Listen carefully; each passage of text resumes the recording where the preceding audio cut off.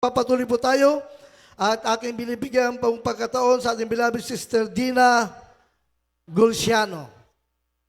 Sundan po mami ng mahal, beloved sister Sini Makaraig. Amen. Praise the Lord.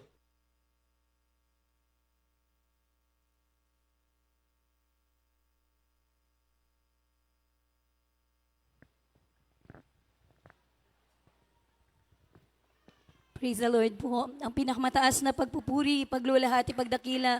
Dahil sa ating pinakamamahal na Panginoon Jesus. Hallelujah. Ako po yung nagbibigay po ng dobling paggalang sa ating minamahal at ginagalang na mahal na pastor. At pag-alala po sa mga turot aral po ng ating beloved assistant pastor. Pagbati rin po ng isang magandang hapon po sa mga beloved Almeda children, beloved Minister Pog, beloved Teen, beloved Paul, beloved Cyrene. Hallelujah. Ako po'y bumabati rin po sa lahat ng isa pong happy 40th Blessed Church Anniversary po sa dako pong ito ng Candelaria, Quezon. Hallelujah. Hallelujah. Tunay po na napakadakila ng ating mahal na Panginoon. Hallelujah. Muli po kaming ibinalik ng mahal na Panginoon sa lugar pong ito.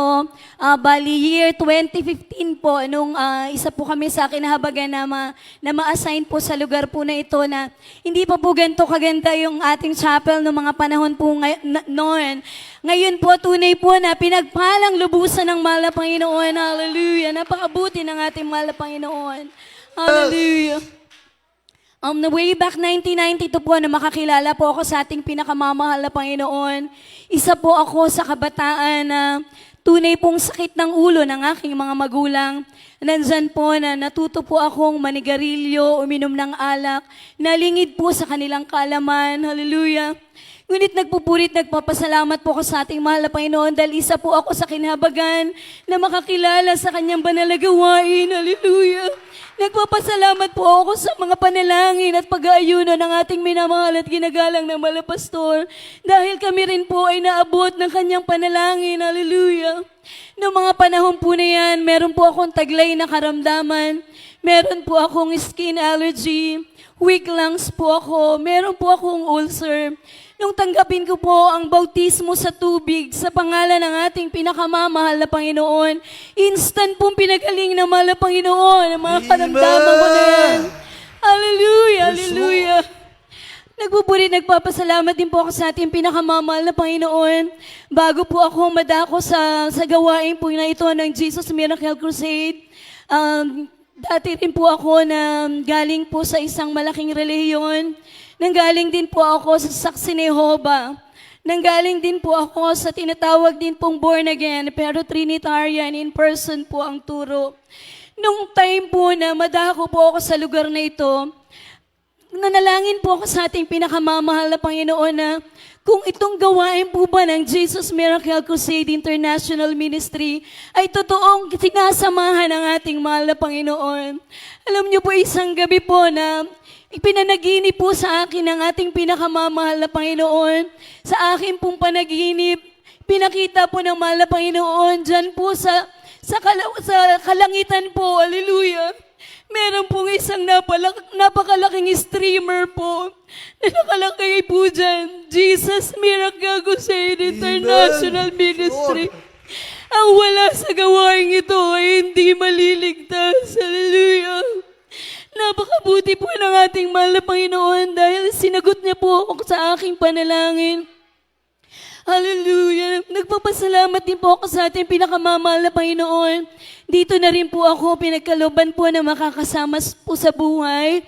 Nandyan po na nagkaroon po kami ng 6 na anak. Na kung saan po, sa 6 po na yan, wala pong check-up, wala pong prenatal. Nandyan po, nung ipinanganak ko yung mga anak ko na yan, lahat po yan normal po. Hallelujah. Hallelujah. Napakabuti po ng ating mahal na Panginoon. Hallelujah. At sa paglilingkod po natin sa ating pinakamamahal na Panginoon, hindi po puro rosas po yung ating dadaanan. Nandyan po na meron po mga pagsubok.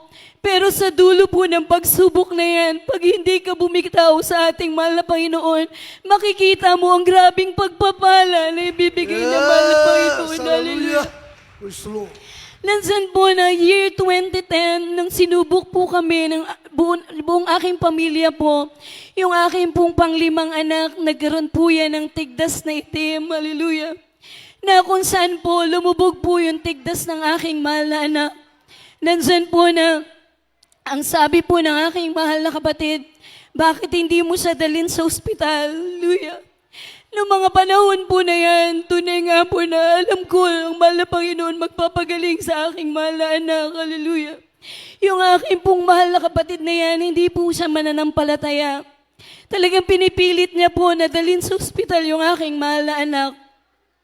Nung time po na yan, hallelujah, sabi ko, sige, check up lang, walang gagawin, check up lang. Pagdating po namin sa isang ospital, hindi na po tinanggap yung aking mahal na anak. Dumako kami sa pangalawa, pangatlo, pang-apat, pang-limang ospital, hindi po siya tinanggap, hallelujah. Doon po sa pang-limang ospital, dyan po binigyan po kami ng referral po para sa dako ng San Lazaro. On the way po kami sa ospital po na yan, nakakausap ko pa po yung aking mahal na anak, hallelujah. Nagre-response pa po siya. Pero pag nung time po na, inadmit na po siya, hallelujah. Kinabukasan po ko, matausa po yung aking mahal na anak, hallelujah. Tunay nga po, bilang isang ina, nandyan po yung bigat po ng aking nararamdaman, yung puso ko po talagang nadudurog po sa nakikita ko sa aking mahal na anak. Pero nandyan po yung pananampalataya na tumanim sa aking puso. Hallelujah. Nasabi ko, mahal na Panginoon, sa kabila ng pagsubok na to, hindi mo kami iiwan. Hallelujah. Tunay nga po na, hallelujah, nandyan po na yung aking mahal na anak. Pang-3 araw po namin sa ospital, nandyan po nakikita ko po, talagang bumabagsak na po yung aking anak, yung katawan ng aking mahal na anak. Nung pang-3 araw na yan, hindi man po sabihin sa akin ng mga doktor, nandyan po na binabalik-balikan nila yung aking mahal na anak upang i-check po yung heartbeat niya. Ngunit patuloy po akong umasa sa ating pinakamamahal na Panginoon. Hallelujah. Pang-5 araw po namin sa ospital na yan, meron pong pinadala po ang ating minamahal at ginagalang na malapastor ng manggagawa. Hallelujah. Dako ng ospital. Ganyan din po yung aking kakukwar member. Inilehans po yung aking mahal na anak. Hallelujah.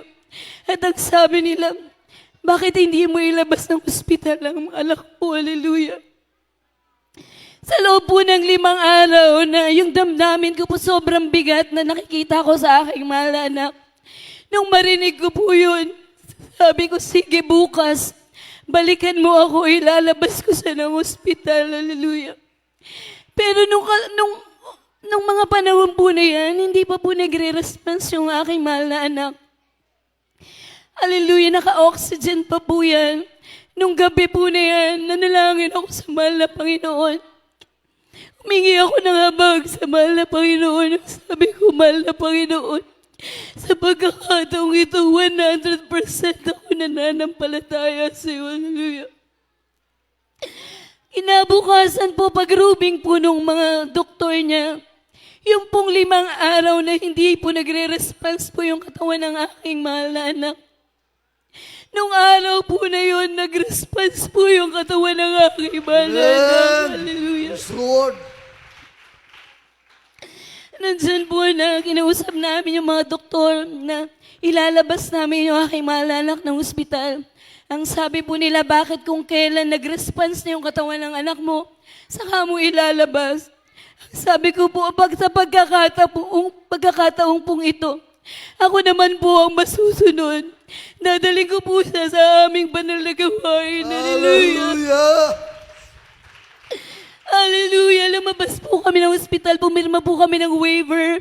Nandyan po na paglabas po namin ng ospital, yung sasakyan po na amin sinakyan na taxi, lumiyab pa po yan. Talagang inahadlangan po kami ng kaaway. Ngunit hindi po kami nagpahadlang, dire-diretso po kami sa dako ng fasting house na kung saan po pagdating po namin doon, lahat po ng kapatiran na nag-aayuno, nagpuring muli at inilehans po yung aking mahal na anak. After pong ilehans yung aking mahal na anak, yung katawan niya po na hindi gumagalaw after pong ilehans, yung kaliwang paa niya po pinagalaw ng ating pinakamamahal na Yes! Panginoon. Hallelujah! Hallelujah! Praise Lord.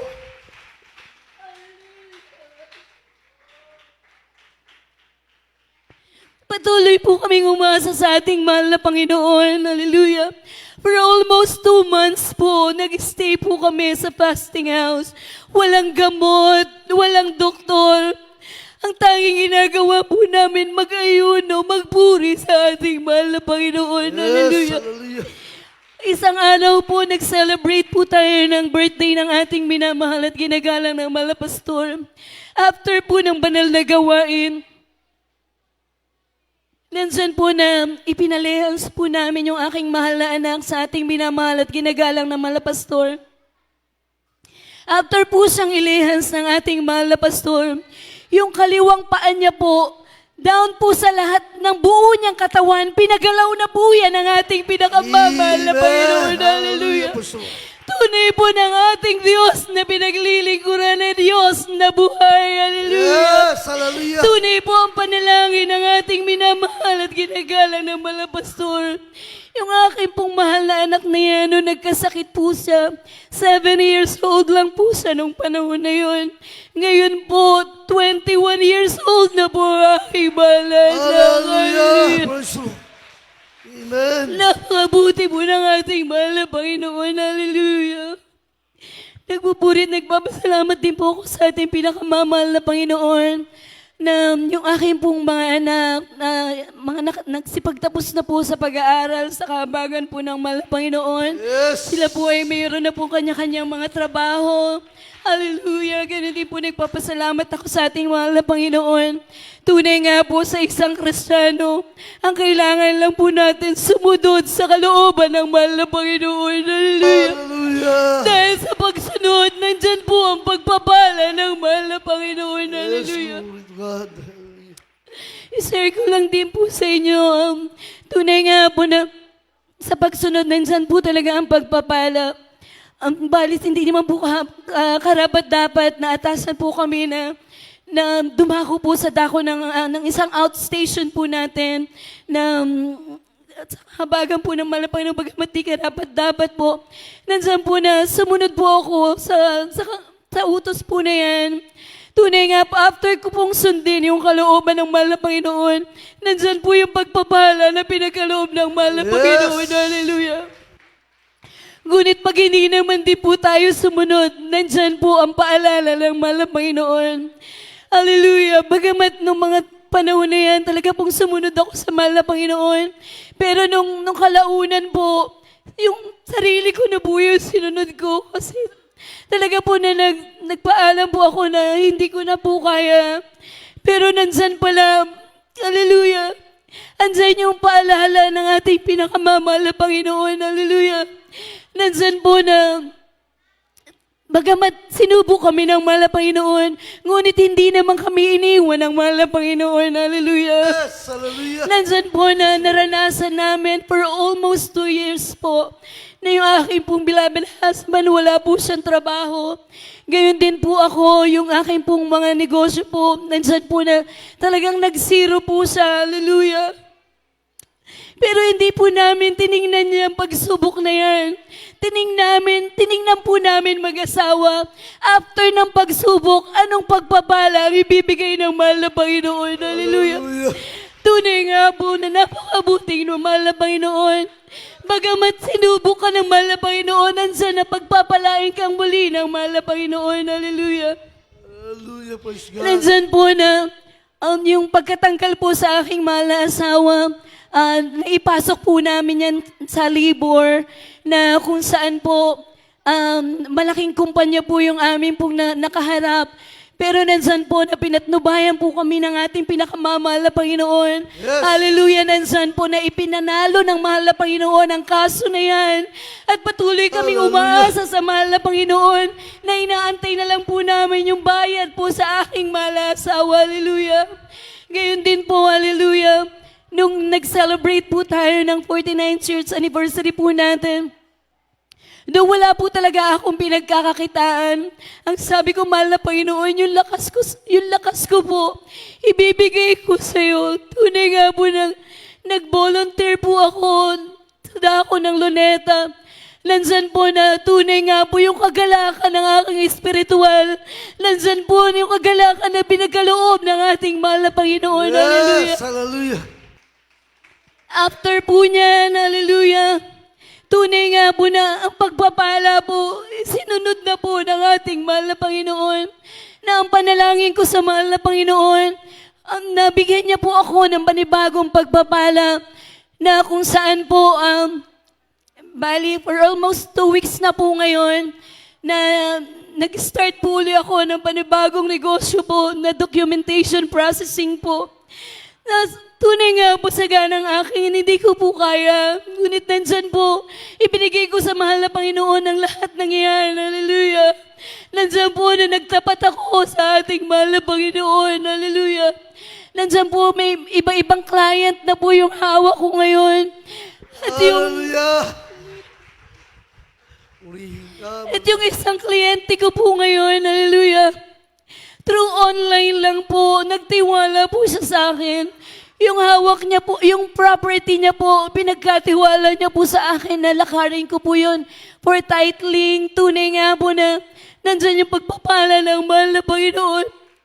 Alam niyo po, napakabuti ng mahal na Panginoon. Sabi ko sa mahal na Panginoon, mahal na Panginoon, bigyan mo lang po ako ng kliyente, 1, 2, 5. Tunay po na papupurihan kita. Hallelujah.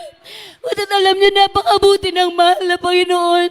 Sa isang kliyente ko pa lang po, after ko pong matapos yung titling ng lupa niya na 2.7 hectares, yung lahat po ng nasa loob ng 2.7 hectares po na yun, 460 lahat po yun ibinigay po sa akin para i-handle ko. Hallelujah. Praise God. Purihin ka. Napakabuti ng ating mahal na Yes, Panginoon. Lord.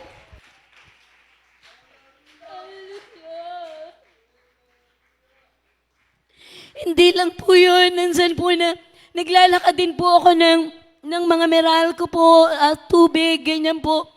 May isang kliyente po rin ako ngayon na through online lang din po yun. Yung pong isang community po nila na kung saan meron po silang 200 na family po. Lahat po yan ibinigay po sa akin. Hallelujah. Yes, hallelujah. Napakabuti po ng ating mahal na Panginoon. Hallelujah. Amen. Kaya sino pong hindi maglilingkod sa mahal na Panginoon? Hallelujah.